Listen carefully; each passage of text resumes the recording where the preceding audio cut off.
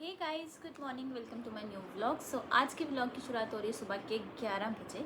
तो आज मेरी ड्यूटी है दिन वाली, जो कि 2 बजे स्टार्ट होती है। तो मुझे जाना होता है मतलब 1:15-1 तक मैं घर से निकल जाती हूँ। उस हिसाब से मैं 2 बजे ड्यूटी पहुँच जाती हूँ। तो आज मेरा मन था कि मैं आपके साथ एक व्लॉग शेयर करूं। आज क्या मतलब काफ़ी दिन से मैं सोच रही थी व्लॉग शेयर करने के लिए, बट टाइम नहीं मिल पा रहा था मुझे व्लॉग शेयर करने का। और आज फाइनली मैंने डिसाइड किया कि मैं अपना थोड़ा सा टाइम निकाल के आपके साथ अपना जो ये व्लॉग है वो शेयर करूं। तो थंबनेल देख के आपको समझ तो आ ही गया होगा कि मैं आपके साथ कौन सा व्लॉग शेयर करने वाली हूँ। तो बहुत से डीएम थे मुझे और बहुत से कमेंट्स आए थे पहले, अभी तो नहीं बट पहले जब मैं प्रेग्नेंट थी, कि अपनी प्रेगनेंसी जर्नी जो है वो शेयर करूँ, अपना सी सेक्शन का जो एक्सपीरियंस रहा है मेरा वो शेयर करूँ, मेरा सी सेक्शन क्यों हुआ था। तो फाइनली आज मैं आपके लिए वो व्लॉग लेकर आ चुकी हूँ कि मैं अपना जो पूरी जर्नी है वो आपके साथ शेयर करने वाली हूँ। तो आई होप आपको ये वीडियो पसंद आए, क्योंकि काफ़ी डिमांड थी इस वीडियो की। तो फाइनली मैंने डिसाइड कर ही लिया कि मैं व्लॉग आप सबके लिए बनाऊँगी। तो सबसे पहले बताती हूँ कि हमारा प्रेगनेंसी जो है, जो मेरी प्रेगनेंसी है वो थोड़ा डिले क्यों हुआ। तो डिले होने का रीज़न ये था कि हमारी शादी हुई थी कब हुई थी, अगस्त 2021 में। तो मतलब हमें 2-3 साल 2 साल तो मतलब मेरी स्टडी वगैरह चल रही थी, जो कि आपको पता है मैं पोस्ट बीएससी कर रही थी अमृतसर से। तो जिस वजह से मैं नहीं चाहती थी कि ऐसा मतलब मैं प्रेगनेंसी कंसीव हो मुझे, क्योंकि मुझे अप डाउन करना पड़ता था अमृतसर, कभी एग्ज़ाम्स के लिए, कभी क्लासेस के लिए, कभी कुछ। तो मैं नहीं चाहती थी मैं थोड़ा सा भी रिस्क लूँ इस चीज़ में। इसलिए मैंने सोचा था कि जैसे ही मैंने नहीं मतलब हम दोनों ने सोचा था कि जैसे ही मेरी स्टडी कंप्लीट हो जाएगी उसके बाद हम लोग प्लान करेंगे। तो जैसे ही मेरी स्टडी कंप्लीट हुई 2024 में, उसके बाद हमने प्लान किया। तो प्लान करने के बाद ही मुझे कंसीव हो गया फेब में, हाँ फेब 2025 में। तो अक्टूबर में मेरी डिलीवरी हुई थी। तो सबसे पहले तो मतलब मुझे उम्मीद नहीं थी उस टाइम पे कि मुझे कंसीव हो जाएगा, बट मैं एक ऐप यूज़ कर रही थी, फ्लो करके नाम है उस ऐप का। तो वो जो ऐप है वो मतलब सभी मतलब जो फीमेल्स हैं उनको अपने फ़ोन में रखना चाहिए, जिससे आप अपना जो प्रेगनेंसी ट्रैक कर सकते हो, अपना पीरियड्स ट्रैक कर सकते हो उससे।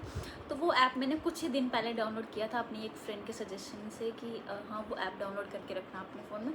तो मुझे 2 दिन हुए थे वो ऐप डाउनलोड किए। उसमें अगर आपको जैसे मिस हो जाते हैं पीरियड्स, आपको उसमें लास्ट जो होते हैं वो उसमें मतलब ऐड करने पड़ते हैं कि हाँ लास्ट इस मंथ में इस डेट को आए थे, उससे लास्ट इस डेट को आए थे। तो उसके बाद वो खुद ही ट्रैक करके बता देता है कि अगर जैसे मिस हो जाए, आपको नहीं आ रहे हैं, तो वो बता दे किस टाइम आपको टेस्ट करना चाहिए। तो ऐसे ही मैंने उस दिन वो ऐप खोला तो वहाँ पे मुझे आने लगा कि मतलब गेट ए प्रेगनेंसी टेस्ट इन मतलब नेक्स्ट 1 डे, मतलब नेक्स्ट डे करने को बोला। तो मैंने कहा यार ये तो ऐसे ही बता रहा है, ऐसा कुछ नहीं हो सकता है, ऐसे ही मतलब थोड़ा सा डिले हो गया हो। मैं तो उस चीज़ में थी, मुझे बिल्कुल भी ऐसे मतलब उम्मीद नहीं थी कि ऐसा कुछ होने वाला है मेरे साथ। तो फिर उसके बाद मैंने सोचा यार चलो कोई नहीं, एक बार टेस्ट करके देखते हैं। तो नेक्स्ट डे मेरी ड्यूटी थी, तब मैं त्रिकुटा नगर में जाती थी doctor KD multi speciality hospital में। उसके बाद अब तो मैंने स्विच कर दिया हॉस्पिटल डिलीवरी के बाद। तो वहाँ पे जाती थी, मेरी मॉर्निंग ड्यूटी थी उस दिन। तो मैंने सोचा यार क्या करूँ, टेस्ट कर लूँ। तो मैंने यहाँ से जाते जाते ही मैं मेडिकल शॉप पे गई, वहाँ से किट वगैरह परचेज़ की और मैंने हॉस्पिटल जाके अपना टेस्ट किया। तो ऐसे ही मैंने बोला यार कर लेती हूँ। जब वो टेस्ट किया और वो टेस्ट पॉजिटिव आ गया, और जब मैंने उसको देखा ना मतलब मैं तो इमोशनल हो गई बहुत ज़्यादा। तो फिर उसी टाइम मैंने इनको कॉल किया, कॉल नहीं मैंने व्हाट्सएप पे इनको उसकी पिक शेयर की। तो ये बोलते क्या ये क्या है, तो मतलब ये भी ऐसे हो गए। फिर कॉल किया मैंने बोला ऐसे ऐसे, और ये भी इतने इमोशनल हो गए कि ये रोने ही लग गए फ़ोन पे। फिर मैंने इनको बोला हाँ सच में कॉन्ग्रेचुलेशन से ये वो, फिर हम दोनों ही इमोशनल हो गए। फिर मम्मा को कॉल किया, मम्मा को बताया, मैंने बोला ऐसे ऐसे, वो भी खुश हो गए। बट अभी थोड़ा सा डाउट था कि हाँ सच में ऐसा है कि नहीं, क्योंकि मतलब दिन के टाइम किया था तो बोलता है कि मॉर्निंग में करना चाहिए, फर्स्ट यूरिन का सैंपल जो होता है वो ज़्यादा बेस्ट होता है। तो फिर भी डाउट था। तो नेक्स्ट डे मैंने मॉर्निंग में फिर से किया टेस्ट खुद को, मतलब कन्फर्मेशन देने के लिए कि हाँ नहीं सच में ऐसा कुछ है।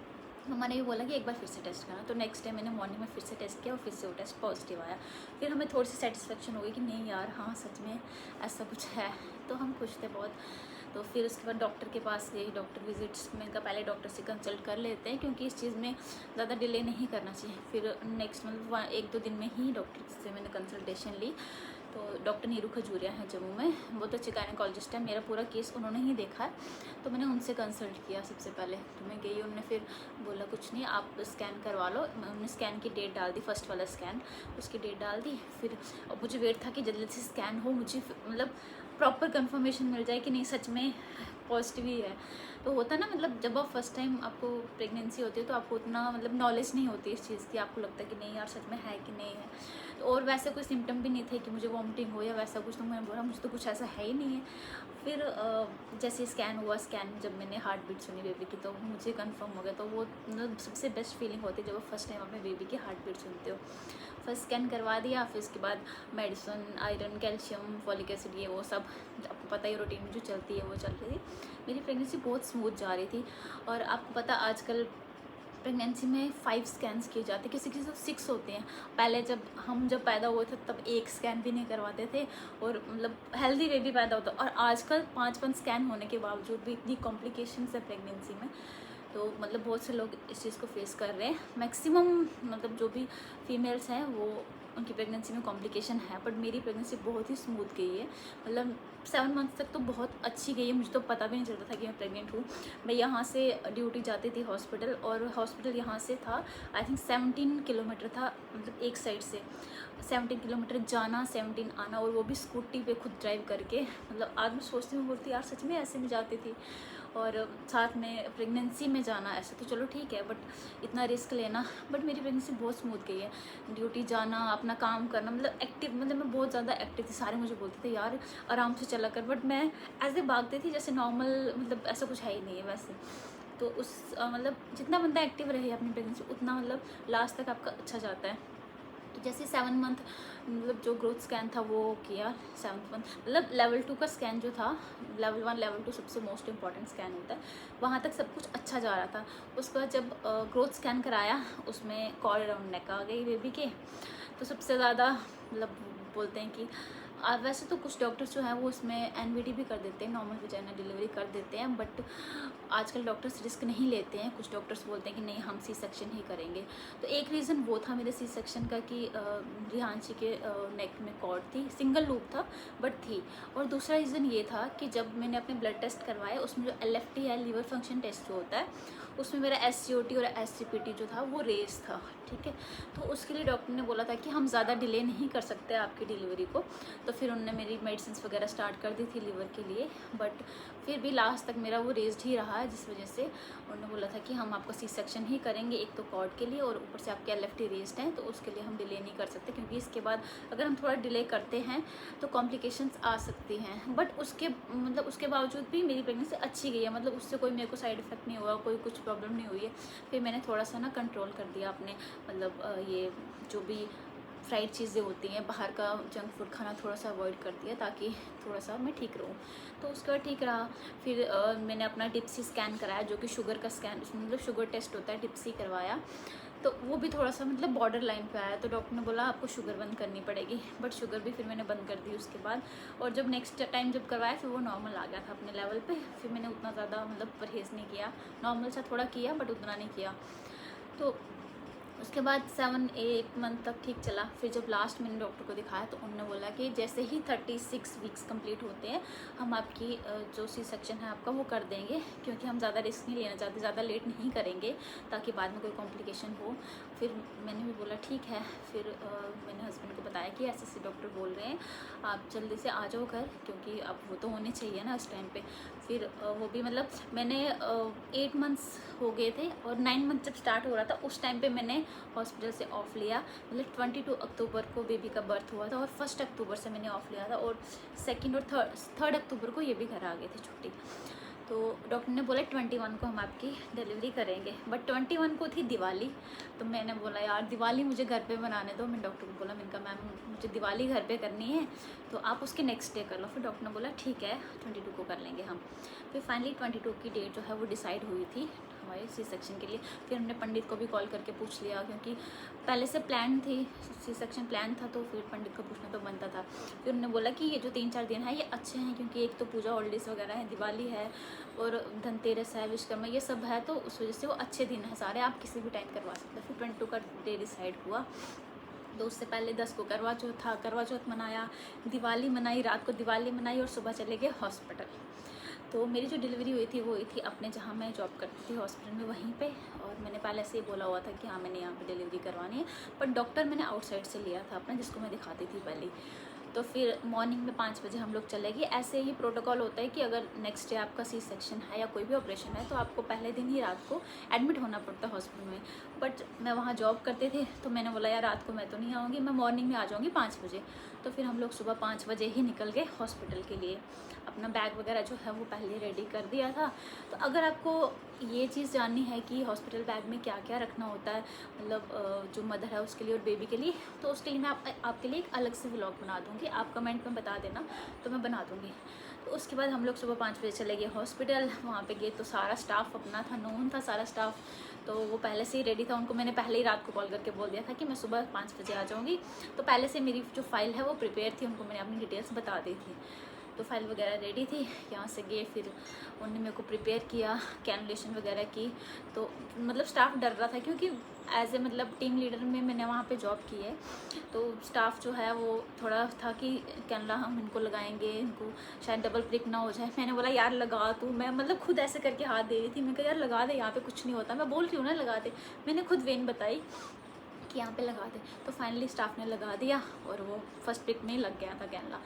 उसके बाद डॉक्टर को मतलब इन्फॉर्म किया कि मैं हॉस्पिटल पहुँच चुकी हूँ।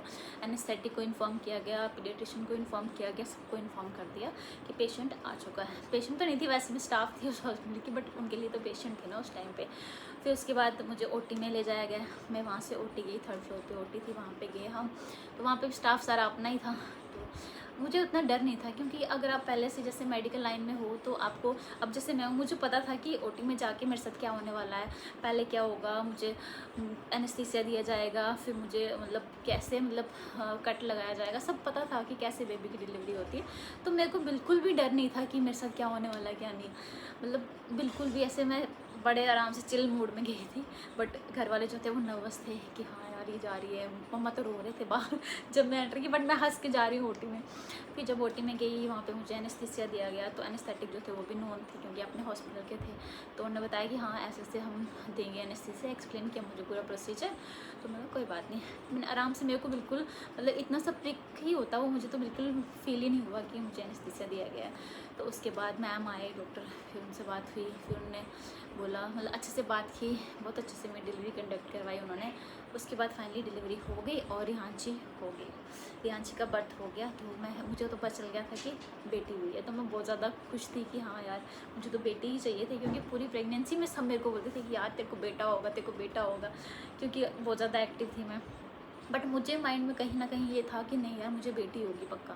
और सच में मेरी जो विश थी वो पूरी हो गई। और मेरे हस्बैंड है जो, उनको भी चाहिए थी कि बेटी ही होनी चाहिए, और सच में बेटी ही हुई है। तो घर वाले बहुत खुश थे। इसको जल्दी से निक्कू में ले जाया गया, वहाँ पे जाके इसको पूरा चेक करके, पूरा चेकअप करके फिर उनने हैंड ओवर किया था हमें बेबी। तो फिर उसके बाद हम कुछ नहीं, आगे रूम में वापस। तो वहाँ पे इंजेक्शन वगैरह ये वो, मतलब जैसे आज मॉर्निंग में 7:30 बजे 7:35 पर डिलीवरी हुई थी मेरी। तो अच्छा गया दिन तक। फिर उसके बाद पेन स्टार्ट हो गई। आपको पता है जब एनेस्थीसिया का असर ख़त्म होता है वैसे ही पेन बहुत ज़्यादा स्टार्ट होता है। फिर इंजेक्शंस वगैरह दिए ये वो, बट ठीक हो गया। नेक्स्ट डे मैं मतलब ठीक थी। फिर मेरे को चलाया गया, कैथेटर निकाला गया। फिर उसके बाद मैंने डॉक्टर से बात की कि अगर मैं ठीक रही, मेरे को अच्छा फील हो रहा है, तो क्या मैं आज घर जा सकती हूँ वापस। तो मतलब मैं पोस्ट ऑपरेटिव डे 1 पे ही मैंने छुट्टी ले ली। मतलब इतना वो, मतलब आज मैं देखती हूँ, मैं खुद जॉब कर रही हूँ दूसरे हॉस्पिटल, वहाँ पे जब डिलीवरीज आती है मतलब 3-4 डेज़ तक वो फीमेल्स उठती ही नहीं है। और मैं नेक्स्ट डे ही ऑफ लेके घर, शाम को 4 बजे हम घर के लिए वापस आ गए थे। तो अच्छा, लेकिन सबसे डिफ़िकल्ट पार्ट मुझे क्या लगा, जो फर्स्ट वॉक होती है ना आफ्टर सी सेक्शन, सबसे डिफ़िकल्ट होती है और सबसे पेनफुल होती है, जो मैंने एक्सपीरियंस किया, जो सब फीमेल्स एक्सपीरियंस करती है। बाकी तो उतना मुझे फील नहीं हुआ है, होता है मतलब सबकी, आई थिंक मेरे को नहीं हुआ, किसी और को होती होगी पेनफुल, बट मुझे नहीं उतना हुआ। बट सबसे फर्स्ट वॉक जो होती है वो सबसे पेनफुल होती है।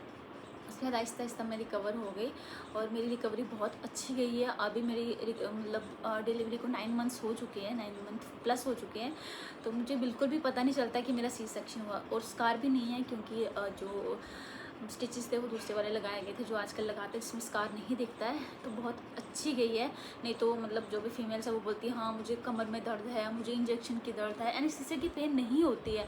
ये एक मतलब माइंड में सेटअप बैठ जाता है फीमेल्स के कि नहीं यार एनेस्थीसिया से बहुत पेन होती है, जो इंजेक्शन कमर में लगाते हैं हड्डी में उससे बहुत ज़्यादा दर्द होती है, बाद में लाइफ टाइम रहती है। ऐसा कुछ नहीं होता, ये सिर्फ एक वहम होता है आप सबके मन में, और वो इतनी सी सुई होती है उससे पेन नहीं होती है, ये सिर्फ वहम होता है और कुछ नहीं है। क्योंकि मैंने खुद एक्सपीरियंस किया और एज ए मतलब मेडिकल में जॉब करती हूँ मैं, तो मुझे पता है इस चीज़ का। वो कुछ और रीज़न हो सकते हैं उस चीज़ के, आपकी रिकवरी अच्छी नहीं गई है, आपकी केयर अच्छी नहीं हुई है तो हो सकता है, बट एनेस्थीसिया एक रीज़न नहीं है, स्पाइनल एनेस्थीसिया एक रीज़न नहीं है आपके पेन का। तो अभी तक तो अच्छा जा रहा है। तो ये थी मेरी प्रेगनेंसी जर्नी, और मुझे पूरी प्रेगनेंसी में वॉमिटिंग्स वगैरह कुछ नहीं हुई है, बहुत अच्छी गई है, स्मूथ गई है। शायद से रिहांची अच्छी थी, मतलब बहुत क्या एक्सप्लेन नहीं कर सकती मैं, मतलब ऐसा लगता नहीं था कि मैं प्रेग्नेंट हूँ। तो आज के व्लॉग में इतना ही, क्योंकि अभी मेरा ड्यूटी का टाइम होने वाला है। तो ये थी मेरी प्रेगनेंसी की जर्नी जो मैं आपके साथ शेयर करने वाली थी, और मेरा सी सेक्शन का एक्सपीरियंस बहुत अच्छा गया है जो कि मैंने आपको बता दिया है। और अगर आपको जानना है कि हॉस्पिटल बैग में क्या क्या रखना चाहिए, मतलब मदर के लिए और बेबी के लिए आपको क्या क्या कैरी करना चाहिए, तो आप कमेंट ज़रूर करना, मैं आपको बता दूंगी कि आपको क्या क्या लेकर जाना है, अलग से एक व्लॉग बना दूंगी। तो आज के व्लॉग में इतना ही। आई होप आपको ये व्लॉग पसंद आए। तो मिलते हैं नेक्स्ट व्लॉग में, तब तक के लिए बाय, टेक केयर गाइज।